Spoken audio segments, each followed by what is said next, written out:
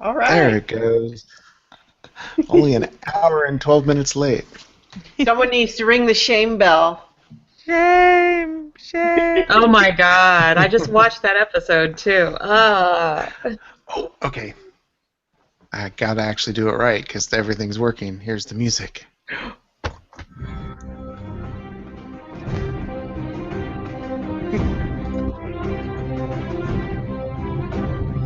SpecticMedia.com presents Beyond the Wall, a Game of Thrones podcast. With hosts Christiana Ellis, Chooch Schubert, Vivid Muse, and Nookchus. Welcome, everyone, to Season 6 of Beyond the Wall. Tonight we are discussing the soon-to-premiere Season 6 of Game of Thrones, with no spoilers past the currently aired episodes, which I know we've discussed a lot last season. It's getting harder and harder to do anyways. Right. It'll be the reverse, is that if we've watched the show, we're going to spoil people who don't watch the show and only want to read the books. That's a good point. Well, I also think we're going to get some things that weren't touched on in earlier books that we are now. I know I'm terrified of one thing that hasn't happened from the books yet. So there's still spoiling that can be done. It's just impossible to tell where we're speculating versus spoiling at this point. Right. Well, and not only that, but even as the show progresses past where the books are, it's not even necessarily clear that the version that what will happen in the show is going to be the same as what happens in the books. It may well be that, because at this point I'm thinking the most likely outcome is that the show finishes maybe even before we get the next book. Who knows? Right. But if that's the case, it may well be that there's the TV show version of what happens, and then there's the book version of what happens, and they might not be the same at all. Right. Agreed. Well, why don't we introduce ourselves? Okay. Sure. I'm Chooch. Oh, don't be like that. Don't be like that. It's too soon. He is Chooch, though. He is Chooch. Give us your little intro, honey. Let people Sure. know who you are. All right. I'm Chooch. No, I'm Such a smart ass. longtime podcaster and a musician and an IT dude. And I read the first Game of Thrones novel and then stopped reading for the sake of the show to not be spoiled, to see what happens and keep a clearer perspective. And we thank you for your sacrifice. Well, and the sacrifice for doing the heavy lifting of the technical stuff here. Well, the technical difficulties were much more difficult on you than on the rest of us. What technical difficulties? I just had to write a few Facebook posts. Yeah. Thank you, Chooch, for all of your hard work. Mm-hmm. So how about you, Viv? Introduce yourself. I'm your wife, and been podcasting since 2007, primarily with Chooch. We have 3 sons and now a daughter-in-law and a grandson and a golden retriever. And let's see, I was an early reader of the Song of Ice and Fire series of books, and I patiently waited between the different books and sometimes would even completely forget about it for years because that's how slow they came. We can be honest about that. And then was really nervous about the show, but as soon as I heard who they cast as Tyrion Lannister, then I was like, okay, I'll talk about this. And so I've read all of the first 4 books a couple of times. I have had a neurological issue arise in recent years, so I have not read book 5 yet. And so I have joined the Don't Spoil Me crowd with Chooch for this little brief period, which I thought was going to be a whole lot longer, that I was going to be at risk of being spoiled. But from what Nutty and Christiana will tell us, with their experiences, that we're all about to get really super spoiled, and I believe them more than most of the internet talking heads. So, ladies, would you like to introduce yourselves? Sure, I'll go next. I'm Christiana Ellis, podcaster and writer and chemical engineer. Parsec Award winner. Oh, sure, but that was a while ago. What have you done for me lately? So I've read all the books, but only once each, and I think it's great. I like the books, but yeah, I am really kind of interested and fascinated with the idea of going into this new season having such no idea what's going to happen. I mean, yeah, like even in cases before where we suspected, oh well, will it be the same as in the books? I don't know, but now it's like we're off the charts now. It's exciting. And I am Nutty, also known as Nukchas. I am a podcaster. I am an artist. I am north of the wall. I am a little too geeky sometimes about this series. And I try really hard not to be the, well, actually, person, but it comes out a lot. I read the books, 2002-ish, I believe, is when I started. So I really didn't have to wait very long for the next book, which was Feast. And then I had to wait, 5 or 6 years for Dance, and then the series was coming out, and it was like a whole thing. And, having the series is really nice because it means that I've got something to occupy myself while I wait for the next book. But I will be the staunch George R. R. Martin defender, and whenever people criticize him for not writing, it's shut up. He's going to take his process. This is his opus. I would rather it be good than be rushed. And whenever people get ugly with comments that are beneath them, I try to shut those down as well. I've read the books and listened to all of them except for, I've read them and then listened again to all of them except for Dance. I haven't gotten the audiobook for that one yet, and I still plan on rereading Feast and Dance in chronological order, just to see what it's like, even though I am told, though, like, while some people like the narrative better, I am told that, George R. R. Martin has crafted each book not to be read that way, that he has a narrative in the way that he wants it for that reason, and that's why it took so long. When he decided he was going to split things up, he actually had to create a narrative that he was happy with. I've also just this past winter re-listened to George R. R. Martin's podcast, and I highly recommend it. It's an old one. There's about 8 or 10 episodes, and he did it with his publisher back in 2006. So it's not like the best audio quality, but it's pretty neat if you're into writing. Yeah, some of the best podcasts are like that. They're real brief and poorly done and little gems. Yep. And if you're watching this on YouTube, you can see from the lower third, my podcast is Nutty Bites, which is all about geeky things, and, you'll hear about that later. But please, join us. And if you haven't been listening to our show, this is a great time to join us. This is a neat time. We're all going to be experiencing everything for the first time, and I actually believe that the showrunners are not really going to pay any attention to what George told them, and they're going to do their own thing, and I'm a bit excited. I kind of hope that they come up with their own ending, and I think that they will realize that once you start going in your own direction, you may not be able to get to the end that you were hoping for, which I think George has run into himself. Well, and, again, without getting into details that would be potentially spoilery, there are whole threads in the books that seem, at least in the books, like they're going to be really important that have just been left out of the show altogether. Yeah. To the point where it seems like it would be really difficult to introduce them at this point, which isn't to say that it would be impossible, but it's definitely, I agree with Nutty that I suspect that the ending is going to be substantively different, like not just a different version of the same events, but it might be very different. Yeah. Yeah, that was my thought.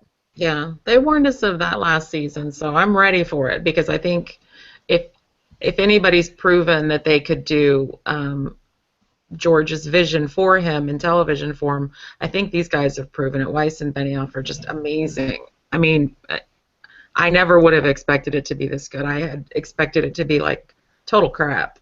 Mm-hmm. And it's just every season it's grown, and they've had a really wonderful way of showing us the land and making it a part of the story, along with, you know, whatever other visual dynamic fight scene or horrible rape or whatever. Yeah. They just have executed it in a way that is easy to defend, I think, even from someone like me that was like, screw them, they're going to ruin the whole thing.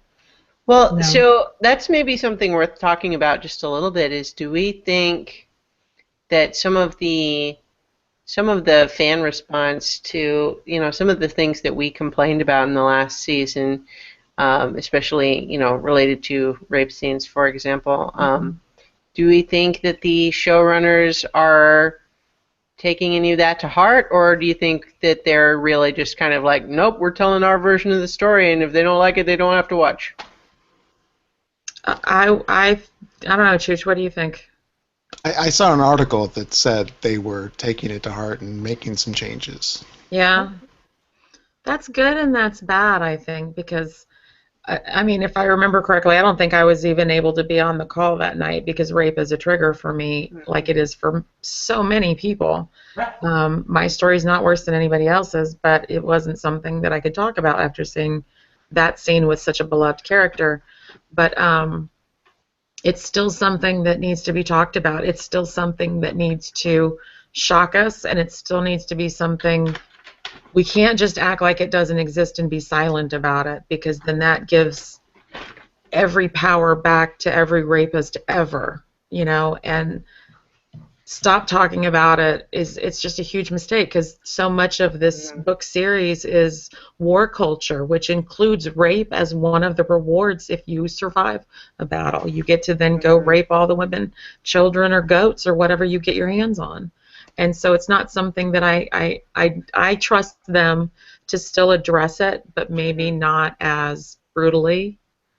Well, I think that my complaints with how it's happened in the past have mostly just been that it felt a little tone deaf. Like, for example, one of the earlier occasions where it was Jaime and Cersei in the crypt, like, it became clear from the way they talked about it that they really didn't even mean it for it to come across that way. Right. And so for them to have made the scene that did come across that way without even realizing it suggested that they weren't really paying very close attention to how people might feel about that. Right. Like, you know, it's like, oh no, she was totally into it, it was just rough. And it's like, except you didn't actually show any of that. It's like you knew that, but you didn't tell us. Yeah. And then with the scene with Sansa, the problem there is that the way it was all framed and shot made that scene about Theon, and not about Sansa. And especially given everything that had happened with Sansa leading up to that, it was a really kind of a disappointing setback for her character. But it would be one thing to say that's part of her arc, is that she's been growing in strength, but now she's being dramatically humbled again. Like that, they can do something with that, and they did, and they're going to progress that. But the way that the scene was presented seemed to not take that into account, and it was just framed in a way that was like it should be uncomfortable. It's not a fun thing to have happen, but it just, again, it just really felt like they were coming at the event from the wrong perspective. Right. And that's what I was frustrated with. Yeah. Absolutely. It was like she was an afterthought in the scene almost. Yeah. I think that might, the only reason, and I'm just playing devil's advocate here because I don't know how to do anything else, is that I think that for myself, it was entirely expected that at some point Ramsay was going to force himself on her. I mean, he's not the type of person to be able to hold up that veneer for very long. And So I wasn't surprised that that was happening to me. It wasn't an afterthought. It was going to happen no matter what. The fact to me that was shocking was that he made Theon watch.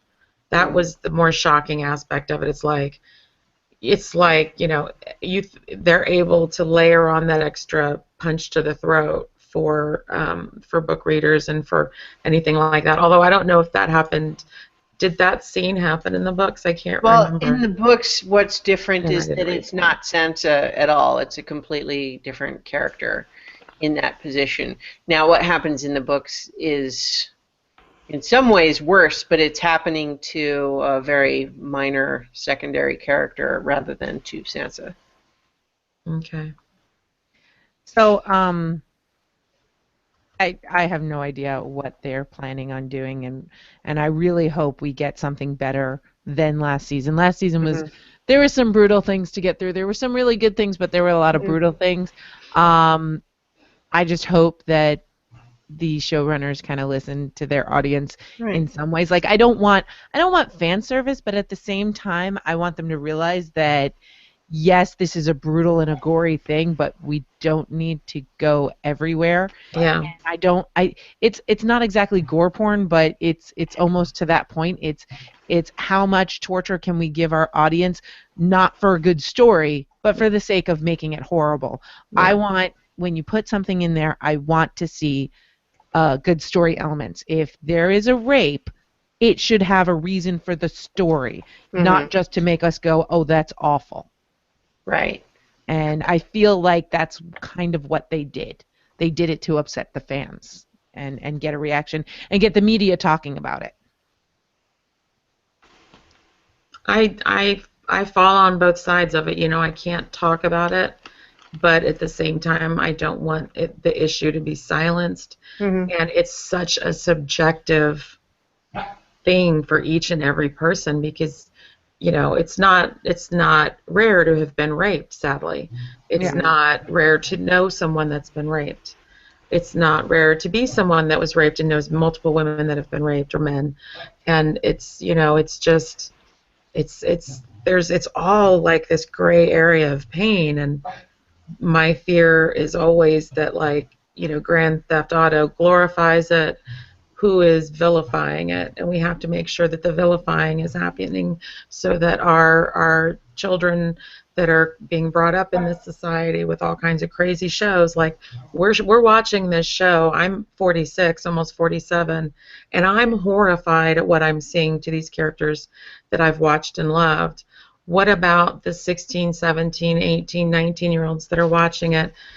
Are they less horrified because they've been playing Grand Theft Auto and because they've seen, you know, whatever, True Blood or whatever gory show? So it's just like such a fine balance that I personally find that it's very rarely well executed in a way that gets like a positive outcry because it's rape and nobody likes to be reminded of it. Nobody likes to look at their baby and think, this is my grandson and someday we're going to have to teach him not to do this. You know, we have to make sure that he learns to respect each and every life so he doesn't become someone that does this. And you can't do that if you can't talk about it. But if you talk about it, you bring up so much pain, and it's just, frick, I don't know. I don't know what the right thing to do is, and I was as horrified as possible at Sansa's rape, but I'm grateful for the conversation it shouldn't be exploitive. It shouldn't be exploitive. It should be, you should have it there for a reason. You shouldn't just do it for willy-nilly. Yeah, I get that. I totally get that. I just, you know, how I can't remember the statistic of how often, how every 20 minutes or what the statistic is, a woman is raped. You know, I don't know what that statistic is. So to me, we should be talking about it more, but not necessarily, like you said, as gore porn on a frickin' fantasy show. Yeah. I mean, I think that what we just have to hope for is if the producers have indicated that they want to try to, because, again, it's kind of like, to echo what, you know, Nutty and Viv said, I'm not saying that the show needs to dumb itself down or to be more tame. part of what's exciting about the show is that it is kind of brutal and visceral in a number of ways that make it distinct from, some other shows. Like there's power in the violence that occurs in this show because it's happening to characters we care about. It's happening in ways that are meaningful to the story, and I just hope that they can try to continue to keep that at a higher standard, and like by and large the show does it very well, and it's really only a handful of exceptions where we feel like they maybe missed the mark a little bit. So I think that well, hopefully the upcoming season will readjust that balance a little bit. Yeah. I wanted to kind of give a little, just a tidbit, because like I said, we accidentally and unintentionally did a rewatch of last season. We just kind of fell into episode 1, season 5, and then laid there for the subsequent number of hours before it was suddenly, holy crap, this is episode 10, let's wait, let's like be paying attention. So from my rewatch of episode 10 today, of last season, we have Brienne, who has left with Podrick to go and find Stannis' army, and she is finally, this is spoiler, people, if you haven't watched season 5 episode 10, shh, this is a spoiler, don't complain. But Brienne finally and very joylessly came at peace sort of over Renly's death when she off screen killed Stannis Baratheon and named it as such. I was his Rainbow Guard, you're found guilty, I was there, it was your face, did you do this? And he confessed it, and then they showed her whack-a-mole, but they didn't show him after. So to me, that falls under Jon Snow rules. Hello. We're going to talk about Jon Snow possibly coming back, which was the hot gossip since last season. Yeah. We're going to talk about Stannis too. Same bloodline or something. Yeah, I think it's again you're right that in this show we've established precedent within the show already that sometimes even seeing a body doesn't necessarily mean they can't come back. Mm-hmm. Now that said, my personal prediction is that Stannis is actually for sure dead, and that Jon Snow is, even if he is dead, he's not going to be staying dead, is my He'll prediction. still be Jon, probably. Well, and again, but see, this is a perfect example of something that we don't know, because the way that we ended with Jon bleeding out in the snow, that's the end of the last book too. So well, so we've got Brienne, who we hope is feeling some peace, and we have Sansa, who just grabbed Theon's hand after they killed that one Miranda chick. Mm-hmm. They jumped over the side of Winterfell and into the snow, and that's the last that we see of them. So, I mean, am I the only one that's crossing everything that I own in hoping that Sansa gets reunited with Brienne?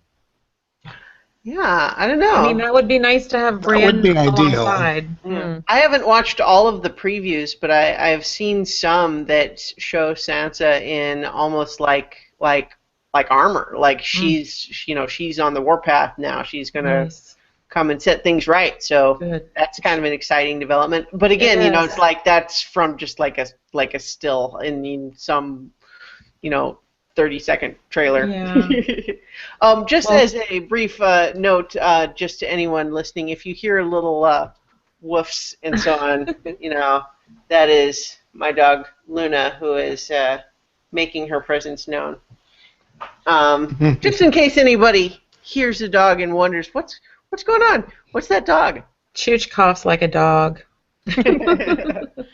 So I've muted myself a couple of times because she's woofing at me. But. So do we want to talk about how much exposure and how much we've been reading?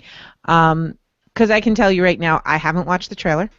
Me either. That's why I was trying to do the summary. I've tried to avoid as many spoilers. I'm okay with some casting things. Like, I know there's somebody from Downton Abbey that's going to be in it, but I can't seem to find the names of the casting without getting spoiler elements in it. So I'm trying to avoid that.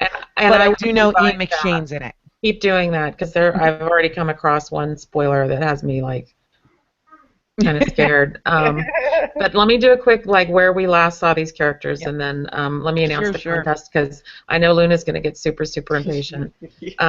So we last saw Arya had her moment with Meryn Trant, and it was vicious and it was vengeful, and then the hard thing with her, of course, is how do you root for her at this point because she's been through so much and changed so much, and now we don't even know. I mean, the previews are kind of are leading to some ways, but we know that there's at least some sort of loss of eyesight, and I think it'll be interesting to see what they do with her next season because how does she stay sane after everything she's seen and done and now loses her eyesight? I think this is like, do we have any idea from the books without being spoilery of what kind of direction Arya is going to go in, or have we hit that point already? No. Again, without getting into the details with the books, we do have more story in the books after this point. Okay. So we do, like, if they go in the same direction that the books do, then yes, we do know some of that. Okay, so that's spoiler territory then. Yeah. Okay. And then we've got Jaime and Myrcella, who they've had this loving moment on the boat. They've just left Dorne, and they had this great father-daughter moment, and then she died, Whoops. in his arms. What? I just said whoops because whoops, like, oh no, charming, heartwarming father-daughter moment, and then oops, no, wait, she's dying. That was so funny because I thought, oh my God, did I say a spoiler? No, Wait, I don't know no. any spoilers. I don't know shit. Yeah. It was I completely forgot about that scene too. So it was like a total punch in the throat. I was like, oh yeah, I forgot about this, and was making a note. It was like, how could I forget that Myrcella dies? And then he blocked it out. Yeah, exactly. She's just such like the perfect little sweet little flower, But so she's dead now. Thanks, guys. And we don't know. That's the last we see of Jaime. That's the last we see of Bronn as well. He's on the boat. And then the last we see is Tyrion and Varys reunited. Jorah and Daario have gone off together to try and find Dany off in the north is where she was last seen because she was swept off on her little sweet rescuing dragon and is far away and alone and can't find her way back. And then she gets surrounded by, did we confirm? It's got to be a horde of Dothraki. That's exactly what they look like, right? The only thing that I wasn't sure of was the leader of those Dothraki. Was that supposed to be someone that we know from before, or is he just a different call? I don't know. Yeah, and I think it was clear that there was one that was a call. It was clear that there were 3 that seemed to be Blood Riders. None of them looked familiar to me. How about you, Cheech and Betty? I couldn't tell because it was so much, but the other thing is they've recast people, and I'm not sure recognizing would actually tell us anything. Yeah. I'm going to guess that some of them are the Blood Riders that abandoned her before. Right. But, yeah. That's just for story purposes. It would be a little strange just to have random Dothraki that have nothing to do with her tribe or her past. Agreed. Mm-hmm. It's much more interesting just from a storytelling perspective if they know her. Yeah. And then we have Cersei and her confession to the High Sparrow that she slept with Lancel. She denied sleeping with anyone else. And her shearing and washing and the Walk of Atonement. And then I don't know about you guys. You guys didn't watch it just recently, but there's this moment where I swear that you just think that Cersei is like humbled enough to be human again, like there's this flash. But then I remembered his name and then forgot it. The weird little maester, Qyburn greets her and then hands her this Frankenstein, Sir Gregor, brought back or whatever, and he's literally there to kill her enemies. And it's like, did you guys get a sense of like where Cersei was going to go with that? I think that as soon as she's got that weapon, we can kind of expect the same kind of Cersei as before. I think my answer would have some spoilers. because there's still just a few elements of that story, I think, or maybe it's in my head, I'm not sure, but I feel like we're not exactly caught up, but we're close to caught up. Oh, that's interesting. What about you, Chooch? She's been on such a tear lately. Oh, honey, your voice. She's been on such a tear lately that it's hard for me to imagine she's gonna slow down now. Yeah. That she's had this huge event happen. So I agree. For a while, it looked like she may have been, I guess, gotten some of a lesson from it. So maybe she will slow down and heal up and plan. But revenge is coming. Yeah. For sure. We don't want to forget that Marjorie and Loras are still imprisoned at the moment. So there's a lot of moving pieces still, because the Tyrells are definitely going to want to get them out ASAP too. Right. And then, of course, the last thing that we see is Jon at Castle Black, and he's told that there's news of his missing, long 5 seasons gone, Uncle Benjen, and he's lured out, and then he's killed by his men, and then the famous last scene where he's bleeding, but do his eyes start to turn blue, or do they start to turn purple, or does this happen, or does that happen, and all of the speculation. But the thing that is freshest on Jon's mind, you can tell at the end, is that, you know, his disappointment to Ollie to drive that little boy, to just drive that last dagger into him. And so, anybody want to speculate? I mean, I think we're all kind of expecting Jon to be back this season in some form, right? Definitely. It's just speculation.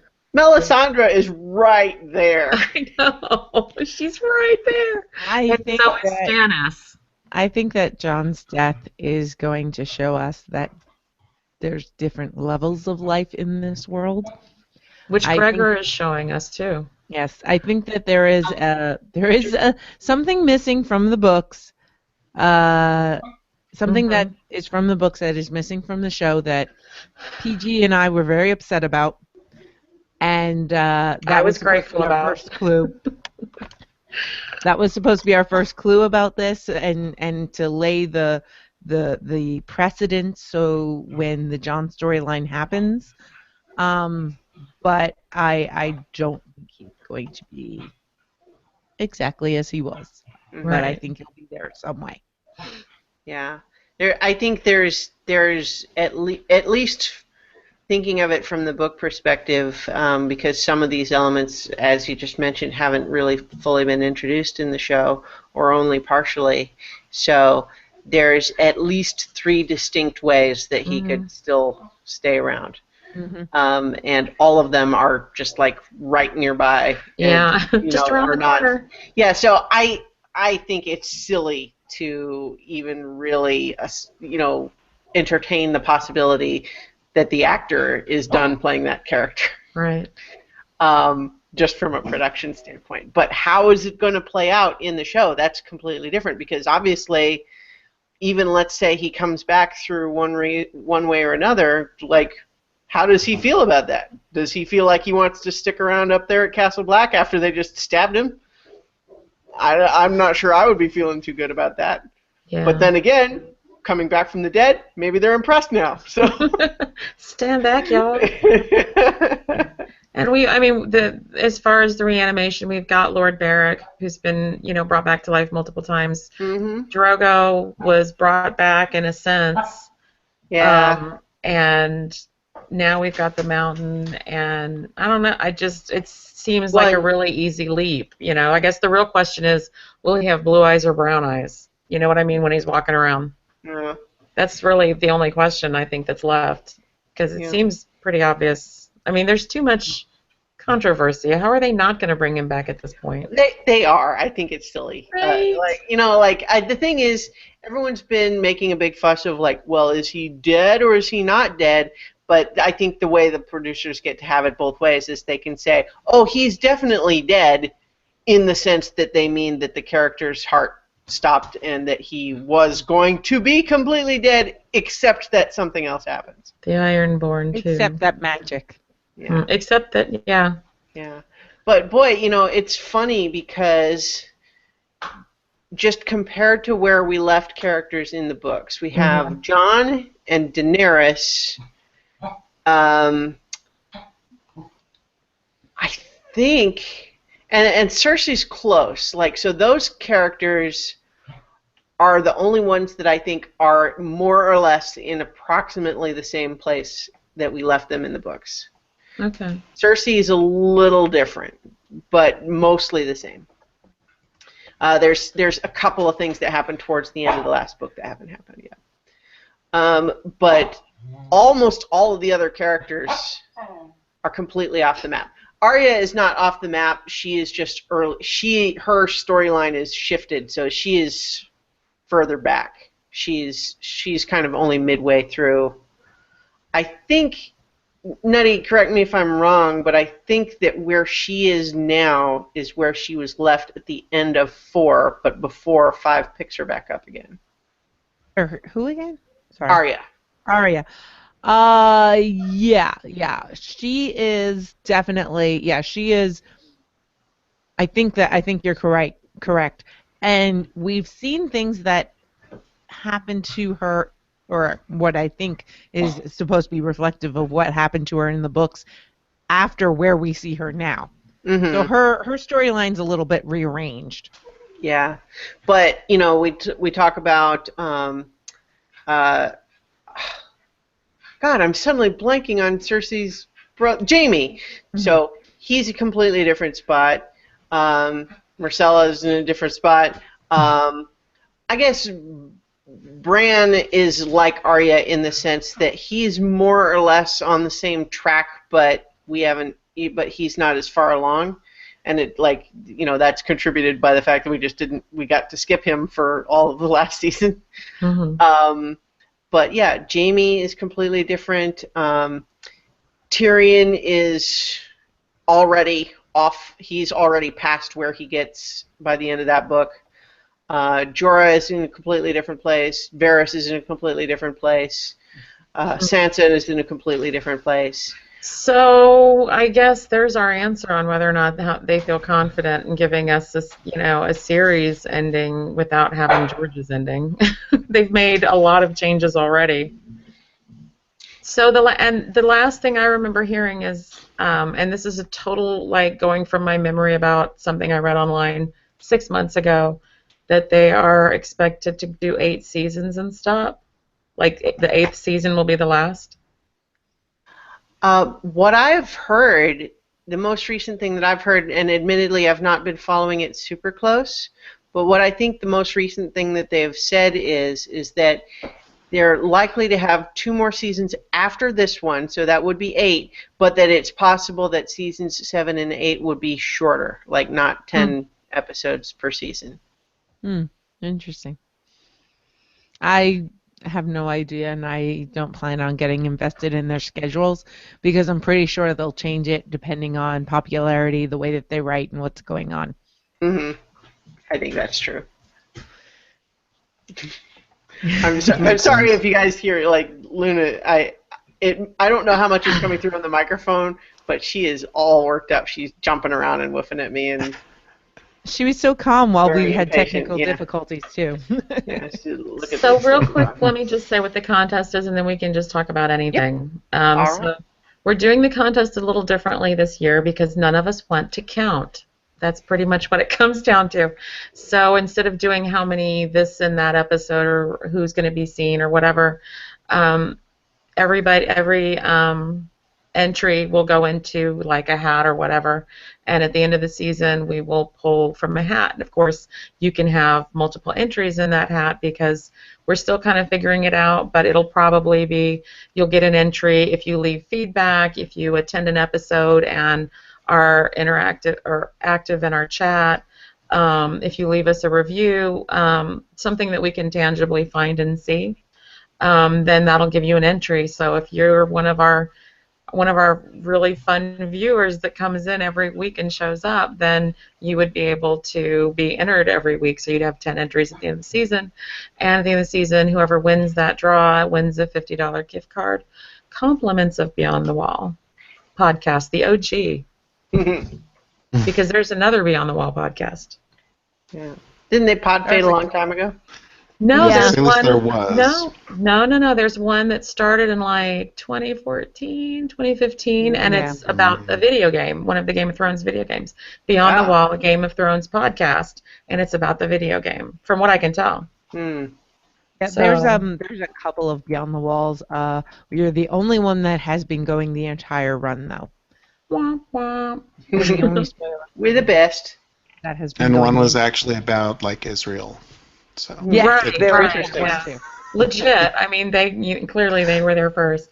But does anybody want to make my favorite random, wandering, meandering predictions about like what we'll see at the end of this season, or is it Ooh. so far? Because you guys have challenges that Chooch and I had last season, and that Chooch has had for several seasons, which is how do you decide what, if you haven't read the books, Mhm. oh my God, how can you imagine where somebody's going to end Yeah. up? So it's a harder question. I'm more curious with how do you think this season will open? Yeah. Okay. Who gets the first screen? Oh, okay, so who's the first person we see? I'm hoping it's Bran.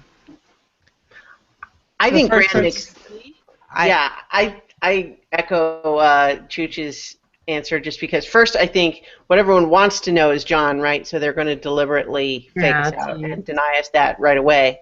In fact, I bet we don't even get anything from John until the end of the first episode, is my guess. But Bran is who we haven't seen for a whole season now, so I think that's who we start with. I agree with Chooch. My prediction is slightly colored by the fact that I looked up the episode title. Oh, And I was going to ask Hungator. you guys if you wanted to know the episode title before we did predictions. uh-huh. So what's the name of the episode? Okay, so the episode title is The Red Woman. Wow. Mm. Although Anybody want to change their vote? Nutty, what's your vote?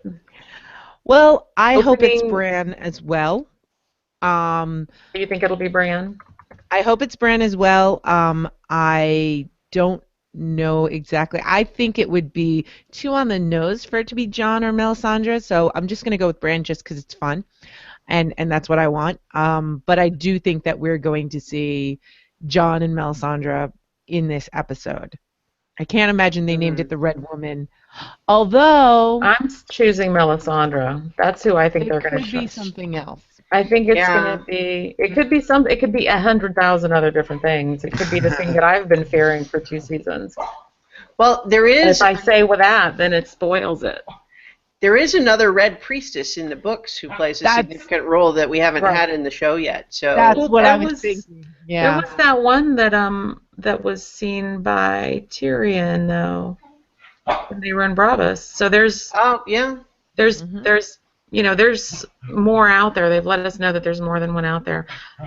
So, well, Melisandre, Melisandre just arrived back at Castle Black, right? yeah. She kind of was doing the rite of shame Sneaking there in. because it's kind of like, yeah, I just Rite of shame, I love that. really screwed up, and Guys, like, now oh, my I'm makeup is fleeing smeared. the ship. Hey guys, what's up? There was a thaw, right? Right? He was fine There when I was a left him. Stannis was good. He was good when I left him, but yeah. Oh my God. So the end of season. So the beginning of the episode opening. Okay. I'm saying Melisandre because all y'all saying Bran. I can't have that much fiber, y'all. It's just dangerous. I don't think it'll be Bran, but I hope it, so that's my vote. Yeah. And you know me, I usually choose wrong. I still want to know. Okay, so where we are right now, where does anybody have a prediction for the Iron Throne, or do you carry? I don't remember offhand what you guys voted before, but I carry over my stuff from before. Yeah. Well, I mean, I don't think we have. I don't think we're going to have someone on the Iron. Well, I mean, there might be someone on the Iron Throne at the end of the season, but I mean, I think this season is not going to be the end. Or no. Well, yeah, no, I know. I can predict that I don't think this season the Iron Throne will change hands. Mm. I think Tommen will remain on the Iron Throne for this season. I'm going to go out there, make a prediction, and I could be completely wrong, but I think it will remain Tommen for this season. I think that's probably likely.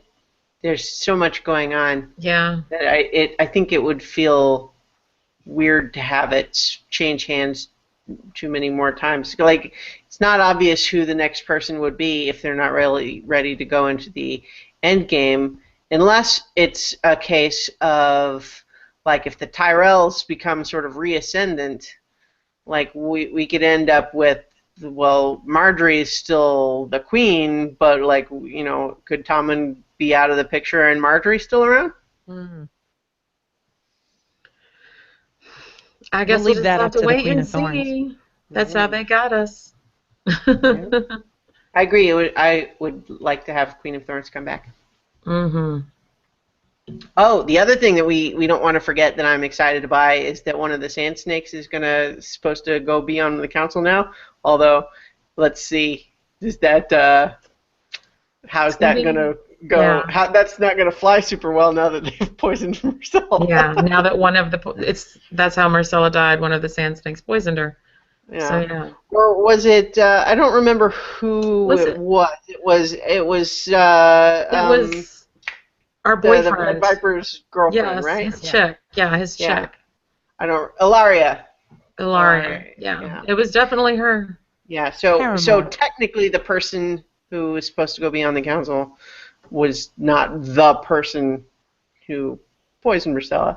And it's also true that despite all of this, the Lannisters don't really have a leg to stand on, especially because the Prince of Dorne is absolutely going to have Ilaria executed for doing this.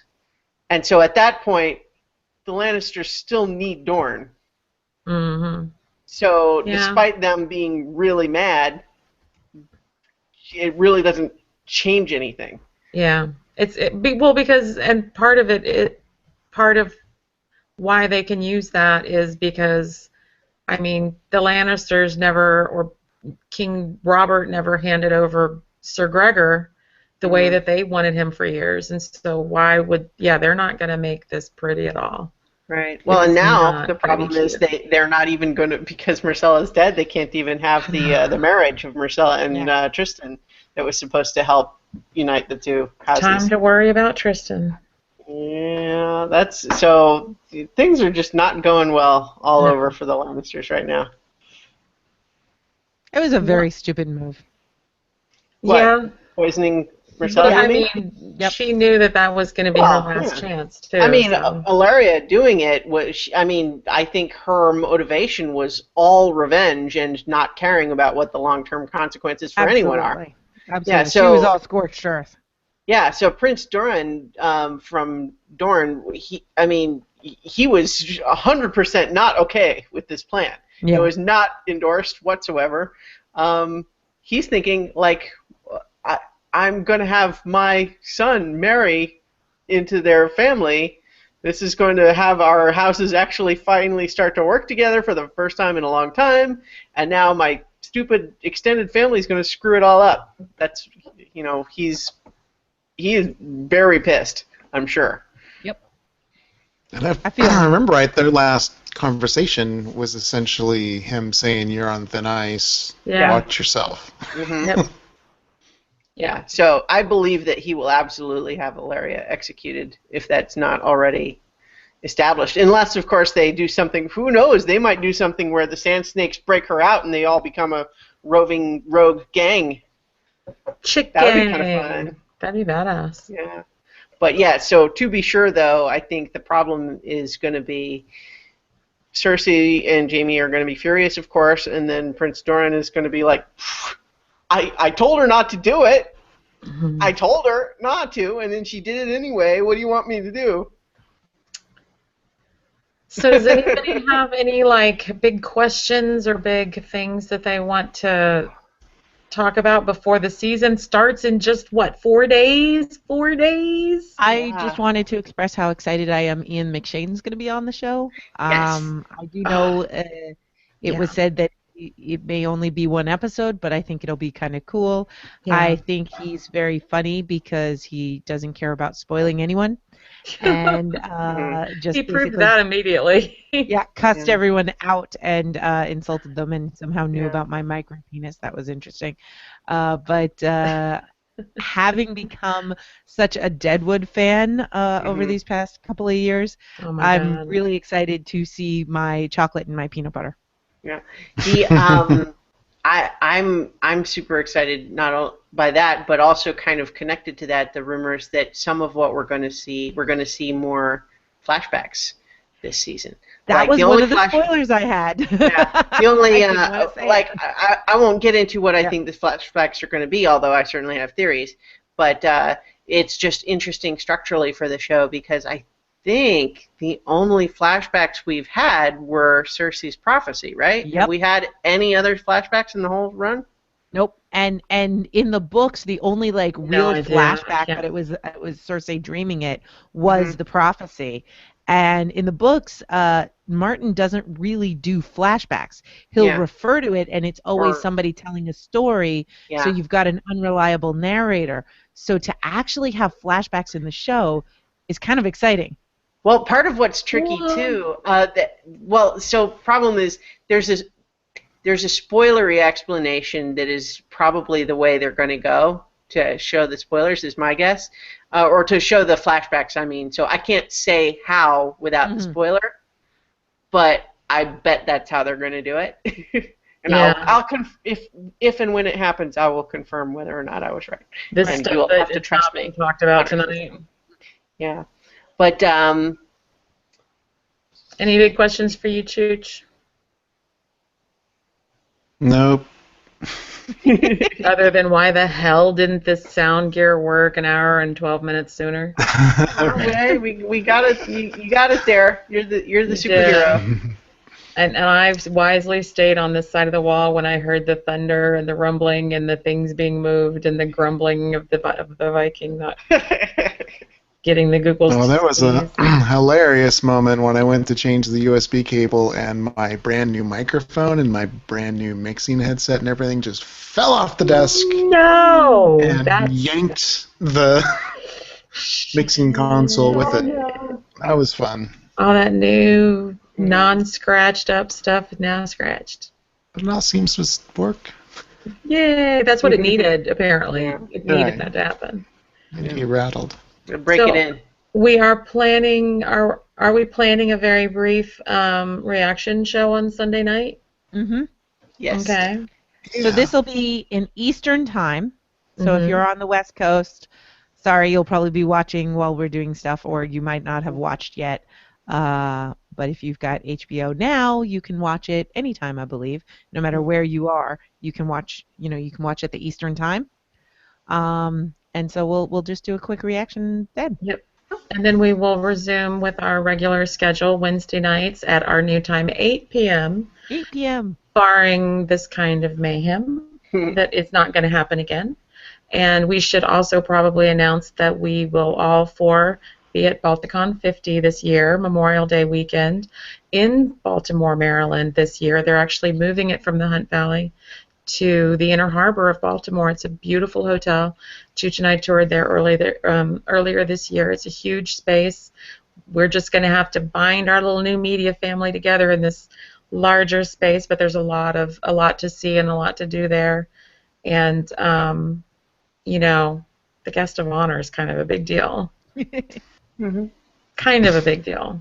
You may come just for him and not even care about us at all, because it's George R.R. Martin's, and he is the guest of honor, and we are all just Twitter-pated and praying and hoping that we get a little brief moment with the man himself to bring you some really yummy audio goodness, video goodness maybe even.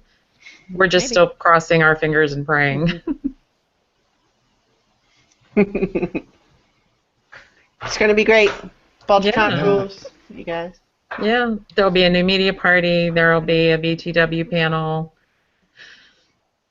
We will have, hopefully, our new design, our new logo design by then that Chooch and I have seen, but Christiana and Nutty have not seen yet. We've been working with Natalie Metzger Ooh. And we hope you like it. Go Fuzzy Slug.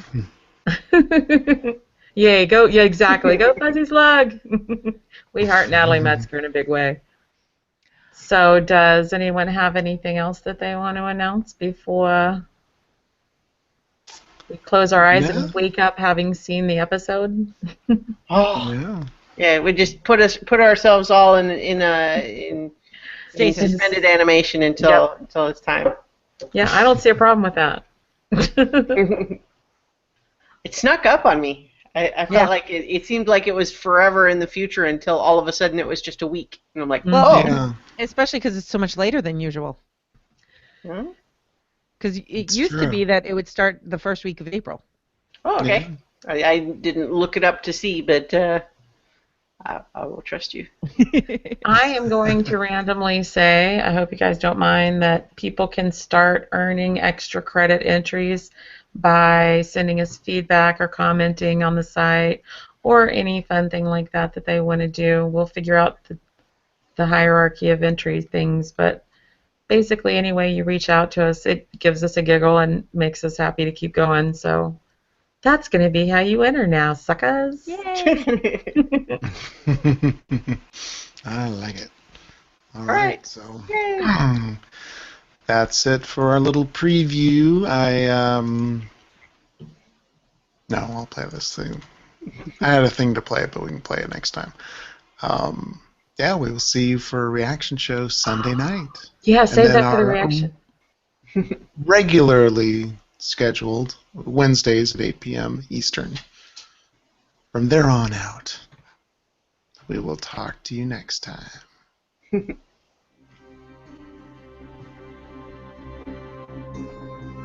If you have feedback for the Beyond the Wall podcast, you can email us at btw@specficmedia.com. You can also leave us a comment on the website. Go to specficmedia.com where you'll find a shiny BTW button. That'll take you right to our page. This podcast is released under a Creative Commons Attribution, Non-Commercial, Share-alike 3.0 Unported license. Feel free to share and remix. Just give us credit and don't charge money for it.